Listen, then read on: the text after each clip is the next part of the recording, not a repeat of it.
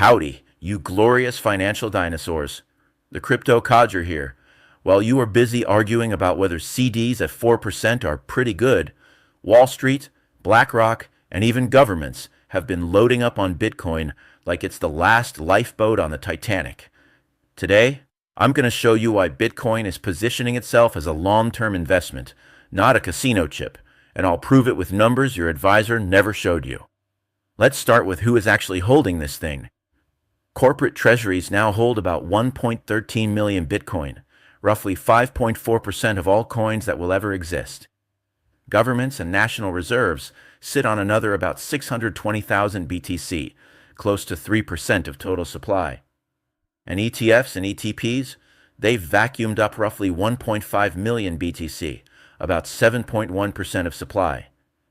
Add that together, and you've got roughly 15.5% of all Bitcoin locked up in corporate balance sheets, government reserves, and ETF wrappers, most of it not for sale at your panic-selling price. 2 years after approval, spot ETFs hold over 1.3 million BTC, more than 6% of the total supply, and over $120 billion in assets. BlackRock's IBIT alone holds around 770,000 BTC, larger than most countries' gold holdings in percentage terms. This is what long-term adoption looks like.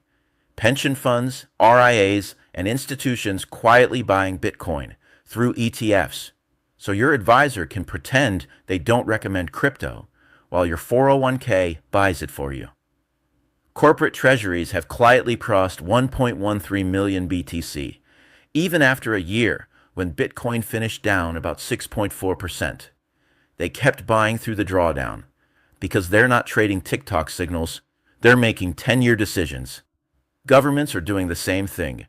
The U.S. Strategic Bitcoin Reserve alone is estimated north of 325,000 BTC, and other countries collectively hold roughly another 290,000 BTC between reserves and seized coins. Ask yourself, are they doing that because Bitcoin is a short-term trade, or because it's morphing into a strategic, long-term monetary asset? Zoom out past the drama, and you get a simple long-term thesis. First, fixed supply.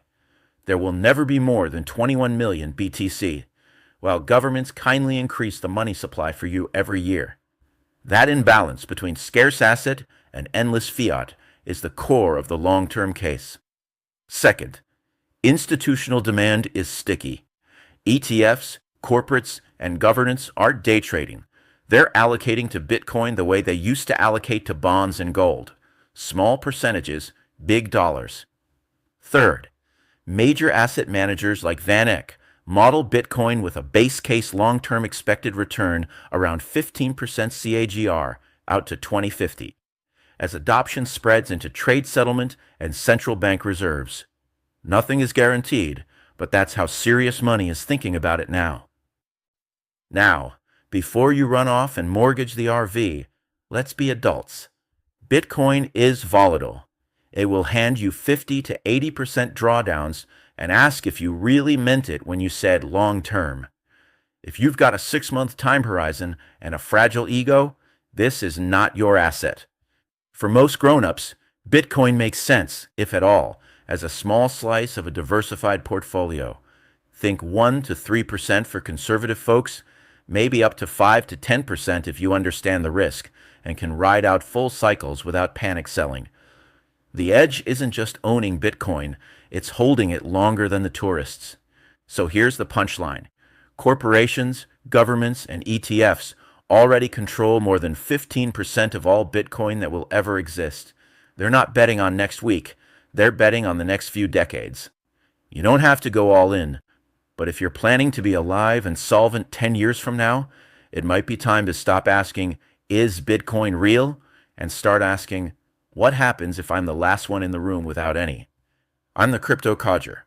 Like, subscribe, and send this to that advisor who still thinks Bitcoin is a fad. See you next time. The Crypto Codger, he's got the plan, teaching all the boomers about a digital land.